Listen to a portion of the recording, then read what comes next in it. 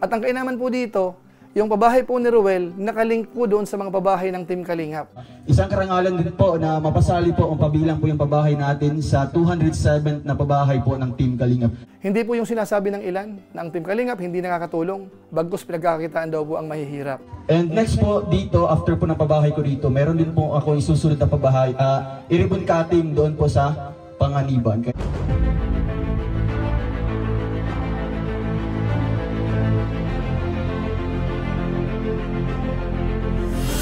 Ayun, shoutout guys. Muli, welcome to my YouTube channel. Ito po si Kwa Julay, ang inyong katugang, ang inyong kalingap, na muling bumabati po sa inyo ng magandang araw, magandang gabi. Saang sulok man po tayo ng mundo naroroon, at sa araw na ito, meron po tayong panibagong vlog. Pag-uusapan ho natin yung pabahay po ni Ruel of Malalag dito po sa Daet, na kung saan meron na naman pong i-ribbon cutting ngayong araw. Ito po ay yung bahay po ni Nanay Emma, ano mga kalingap, yung asawa po ni Tatay Romulo, yung namatay po nung nakaraan. Ngayon po ay ribbon cutting na. Kahit po katatapos lang po, nung ribbon cutting po nung nakaraan, few days ago pa lang po, yung bahay naman po ni Just Ivan. So pag-usapan po natin yan, maya-maya ng konti mga kalingap. Pero bago po yun, konting paalala po si Kwa Julay. Baka sakaling meron pa po ditong hindi nakasubscribe sa ating YouTube channel, huwag natin kalimutan, Julay Paunil. Tapos pakipindot po yung notification bell button para lagi po tayong updated sa aking mga video upload. So maraming salamat po sa inyo. Tapos pakisama rin po yung ating Facebook page, Julay Paunil 2.0. Pwede po nating i-follow po yun. Tapos po pwede po nating i-like yung mga video upload po natin doon. So maraming salamat po sa inyo. Tapos si Kuya Bal Santos Matubang, si Kalingap Rab, si Ruel of Malalag, si Ate Edna Vlogs, tsaka po si Japper Sniper, pwede rin po nating suportahan. So maraming salamat po sa inyong lahat. Ngayon, tuloy na po tayo. Pag-usapan na ho natin ito pong pabahay po ni Ruel of Malalag dito po sa bandang Daet. Siyempre ho, alam naman natin, si Ruel ho nung nakaraan, nung mga nakaraang taon, mga nakaraang buwan, gumagawa na rin po yan ng pabahay sa kanilang lugar, doon po sa Malalag, mga kalingap. Marami-rami na rin po yung ating napanood at yung iba po doon ay nagawan na po natin ng reaction video. Pero nung napunta po dito sa Daet, mga kalingap, medyo nag-upgrade po yung kanyang pabahay dahil nga po maraming sponsor na nagmamalasakit po sa kanya, tinulungan po siya. So yung napanood po natin nung nakaraan, siguro mga 2 days ago or 3 days ago, yung pabahay po ni Just Ivan, na ribbon cutting na po yung mga kalingap. Ang ganda ho ng pagkakagawa ng bahay. Tapos sa pagkakaalam ho natin, yung binanggit ni Ruel, nasa mga 220,000 more or less, or kulang-kulang, mga kalingap yung amount noon. Pero maganda po yung pagkakagawa. Yun naman ho, medyo nakatipid po sila dahil meron mga kapartner, katukatuwang ho, na hindi na ho nagpabayad sa labor, mga kalingap. Kaya ho, medyo mababa po yung budget po noon. So halos mga nasa 218 more or less, mga kalingap, or mga kulang-kulang 220. Pero sa pagkakabanggit din po ng sponsor, may mga pahabol pa po sila doon. Dahil nga po may tindahan pa po yan, mga kalingap. At bukod po doon, yung tinulungan, yung bata ho, kailangang operahan, nagagastos daw po ng 100,000. So ngayon pa lang po, unahin ko na munang pasalamatan yung mga sponsors, yung mga big time sponsors po dyan sa Canada. Yung Rochelle Canada Squad.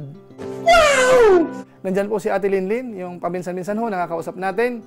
Maraming salamat sa inyong grupo dyan. At alam ko, mahal na mahal nyo po si Ruel. Sana all. At sana ho, tuloy-tuloy lang din ang inyong pag-i-sponsor kay Ruel. Mapabahay man yan o kaya ibang proyekto, magtuloy-tuloy sana. Dahil alam natin, nakakatulong ho tayo sa ating mga kababayan na mga deserving ho talaga, na walang kakayanan sa buhay, o kaya sa madaling salita, medyo hirap po talaga. Tama kayo! Kaya malaking tulong po kayo. Hindi lang po yung grupo ninyo. Ganun na rin po yung ibang mga grupo na tumutulong po sa pabahay program, sa mga feeding program, at saka sa mga proyekto po ng mga charity vloggers sa buong Pilipinas. Kaya maraming salamat po sa inyo. Ngayon dito po sa part po ni Ruel, mga kalingap, ang hina-highlight po natin dito ay yung kanyang pabahay dito sa Daet, mga kalingap, dahil kumbaga, nag-upgrade. Hindi na ho kamukha nung nasa Malalag siya, nakakaramihan ho, yung dingding, may sawali siya, yung parang may pagka, light materials siya. So dito ho, hollow blocks na ho, at saka ang mga bubong ay yero na. Maganda sa madaling salita, mga kalingap, yung kanyang pabahay na. At ang kainaman po dito, yung pabahay po ni Ruel, nakalink po doon sa mga pabahay ng Team Kalingap. Yung bahay nga po ni Just Ivan ay pang 208 dito po sa pabahay ni Kuya Bal Santos Matubang. Yan po ang kainaman. Ngayon ho, doon sa hindi nakapanood doon, balikan natin ng konti yung mga video clips dahil yung ribbon cutting na yon, marami pong umattend na guest din. May mga intermission number din, sina Rachel nga at saka si Ruel, sumayaw din dyan, sina Piniel. Tapos marami pa pong iba. Siguro ho, puntahan na lang po natin siguro yung naging speech po ni Ruel of Malalag dito mga kalingap. Patungkol po dito sa pabahay po kay Just Ivan. Ito po yung mga binanggit po ni Ruel of Malalag. Pakinggan po natin. Welcome po sa mga dumalo po ngayon, mga kasamahan ko po mga vloggers, mga bisita po nila Tatay, Domingo. Mga especially po sa kanilang pamilya, kay Just Ivan. So ang istorya po kung bakit ko po nakilala po ang pamilyang ito, no? So meron po akong binlog dyan sa may kanto po, sa may labas. Si Kuya Ado. No, after ko po nag-vlog doon, kasama ko po si Rachel, si Langga, tsaka si Kuya Reagan. Pagkatapos ko pong nag-vlog, paglabas po namin, may lalaki pong nag-abang po sa amin, no, or sa akin. Yun po yung tatay po ni Just Ivan. So si Tatay Domingo po ay gusto pong magpatulong sa atin, no, sa programa po ng Team Kalingap. Kasi napapanood po niya sa mga YouTube, no, sa YouTube channel, ang channel po ni Kuya Val, ni Kalingap Rap, tsaka sa atin. And syempre, nanonood din po sila or nakikinig sa radyo, no. Kaya pangarap din nila na matulungan ng ng grupo ng Team Kalingap. Kaya nung sinabi ni Tatay na yung kanyang isang guni sa atin or ipatulong ay yung kanyang anak, no, yan po ang kanyang concern talaga, na matulungan po ma-operahan kasi wala pong butas yung puwet po ni Just Ivan. Kaya marami pong mga bumuhos po yung mga biyaya, no, yung mga paayuda, bumuhos din po para po sa batang ito. And yung as of now, yung mga nalikom ko po na mga pera, almost 100,000 na po. Purely sa operation lang ni Just Ivan. Kaya hindi ko po, pasalamatan po natin lahat-lahat po ng mga sponsors. So hindi ko po inaasahan mga kalingap na meron din palang pabahay, no? Blessing this guys po mga kalingap na nakilala ko po ang grupo po ng Rochelle Canada Squad 2023, Tita Linlin, Tita Annabel, and Tita Nancy. Although may mga nangyaring hindi natin inaasahan, kagaya ni Capron, di nawala po yung 100,000, no? Accidentally nawala po mga kalingap, kaya doon po nagsimula yung problema ko, no, na akala ko hindi masisimulan. Pero andyan pa rin sila, tumutulong pa rin mga kalingap, kaya nagpadala po sila ulit ng pera, no? Kaya ito na po, nasimulan ng mga kalingap, and sa mga sponsors pa natin, salamat din po kay Tita Divina Phillips, kay Ate Aiza Marayag, and kay Ate Chris, no, from Team Rochelle Fans Worldwide. So ayan, maraming salamat po, and sa wakas po mga kalingap, masasabi ko po na isang achievement po ito ng Team Kalingap. Hindi lamang po achievement ko po, kundi po ay kasali na po dito, no, nakatatak na po ang pangalan nito nila Kuya Val, Kalingap Rab, Ate Edna, at sa lahat po ng mga Kalingap partners dyan. Kasi isang pamilya po tayo, one Kalingap, one family. Kaya po congratulations po sa ating lahat, and syempre congrats din po sa ating mga sponsors, no, na talagang walang sawang nagpaabot po ng tulong. Kaya po nabuo yung ganitong bahay po nila Just Ivan. Kahit natagalan po yung paggawa mga kalingap, no, talagang sinisiguro po natin na talagang pangmatagalan po ito, no? Pulido po mga kalingap, mamaya po pwede niyo po pasukin ang loob, makikita niyo po doon kung ano po mga nagawa po ng ating karpintero. Kaya salamat din po mga kalingap kasi naka-schedule na din po mga kalingap, no? Or anytime pwede may schedule yung operation ni Just Ivan. Kasi yung kailangan lang doon na pera na para po sa kanyang operation is 100,000 or 100,000. No? Pag meron ka na po niyan, pwede na po siyang maoperahan, no? Kaya ito na po si Just Ivan. Sa ngayon, pinapalusog muna namin, no? Kasi kailangan lang medyo mabigat na timbang sa kanyang 10 years old na edad, no? Kailangan pa lang medyo mabigat na timbang. Kaya yan po ang ating kay Just Ivan, tutulong, vitamins, pagkain, gatas, o ano pa mga pwedeng ipakain na sa kanya mga kalingap, no? Para po ma-schedule na po sa operation. And syempre, yung kanilang tindahan dito, may budget na po yan mga kalingap, no? Bukas o kaya sa susunod na araw, pwede na po natin bilhin lahat ng mga paninda po nila nanay. At least man lang mga kalingap, pero po silang pagkabuhayan po dito. Hindi lang pure bahay yung ibibigay natin. Syempre, may kambuhayan po yan mga kalingap kasi anong gagawin po nila dito kung wala po silang hanap buhay? Si tatay po, syempre nagtatrabaho din po. At least si nanay dito may income din po mga kalingap.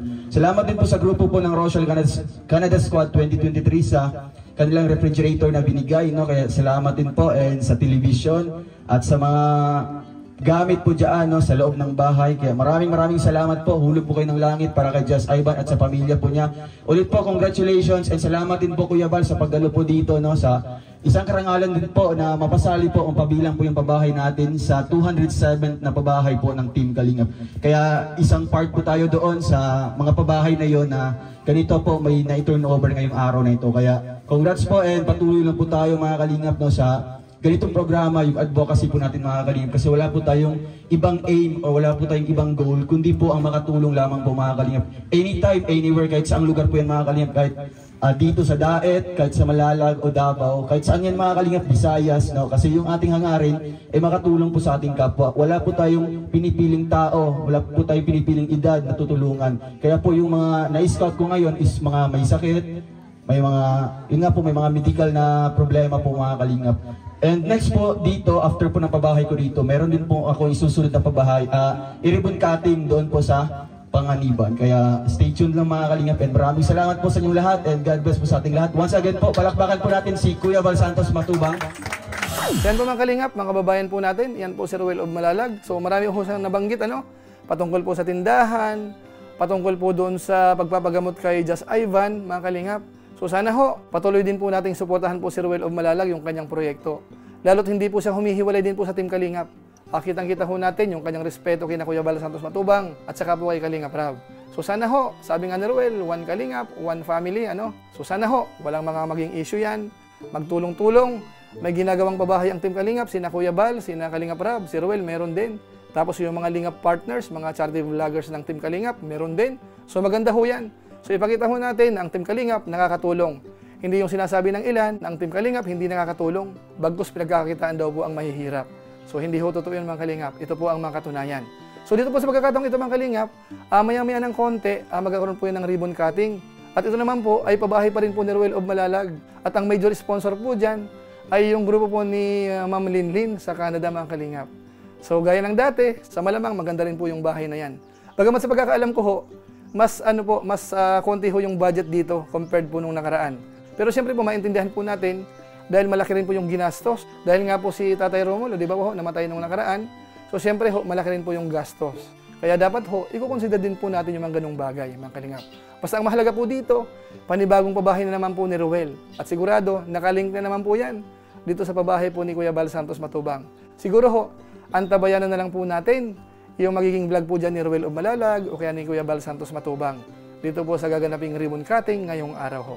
So ang masasabi na lang po natin sa kabuuan, maraming salamat po sa mga charity vloggers. Kasama po dyan sina Ruel of Malalag, sina Kalingap Rab, sina Kuya Val Santos Matubang, mga Kalingap charity vloggers, mga Kalingap partners, at saka po mga charity vloggers sa buong Pilipinas. Maraming salamat po sa inyo. So siguro po sa pamamagitan po niyan, pansamantala, magpapaalam po muna tayo. Pero gaya po ng dati, meron po muna tayong isa shout out.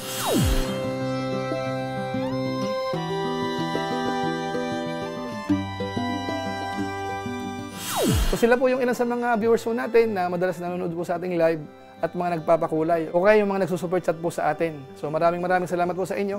So check po natin mamaya o kaya bukas yung ating mga live stream din po kapag may mga dapat tayong pag-usapan. Tayo po ay nagla-live, lalong-lalo na po kapag merong extra time po. So abang-abang na lang po. So maraming salamat po sa inyo, doon po sa mga viewers po ni Kuya July, nakasuporta po sa ating YouTube channel, yung July Paunil na yan. Tapos yung ating Facebook page naman, yung July Paunil 2.0. Maraming salamat po sa inyo, lalong-lalo na yung mga hindi nag-skip ng ads, masipag mag-like at saka po nag-share ng ating mga videos. Maraming salamat po sa inyo. Tapos maraming salamat din po sa aking mga kasaman sa COOS, Kalingap OFW Organic Sponsors. Sa inyo pong patuloy na pagsuporta po, ay yung nililikom po natin buwan-buwan para makatulong po tayo sa pabahay program ni na Kuya Val Santos Matubang at saka po ni Kalingap Rab. Maraming salamat po sa inyo. So muli, ito po si Kuya July, ang inyong katugang, ang inyong Kalingap, na pansamantalang nagpapaalam po muna. Kita-kita na lang tayo sa mga susunod ko pang vlog. Maraming salamat sa inyong walang samang pagsuporta po sa ating YouTube channel. Pagpalain naman kayo ng Diyos, pabuhay tayong lahat. God bless! Bye-bye!